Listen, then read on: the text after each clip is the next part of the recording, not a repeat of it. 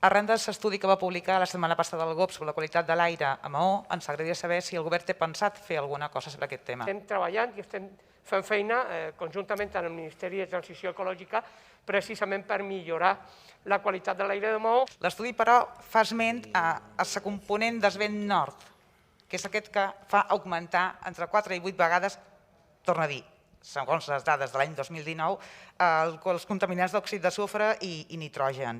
La central tèrmica de Maó fa servir els motors de fuel oil, té alguns amb fuel oil i alguns amb gasoil. Què passa? Que tendeixen a emprar més els de fuel oil perquè són més econòmics.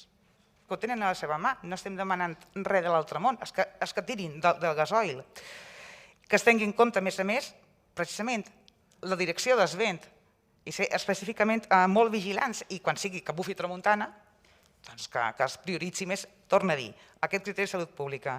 Una altra pregunta que li vaig fer fa uns mesos, demanàvem aquells panells informatius per veure quines són les mesures de contaminació. Tornem a insistir en aquesta necessitat perquè, a més, aquí ja apel·lam al dret a la informació. I recordar una vegada més que, evidentment, som reserva de biosfera, i això no vol dir només un títol, un marc que queda molt bé posat a la paret, sinó que hem de ser modèlics.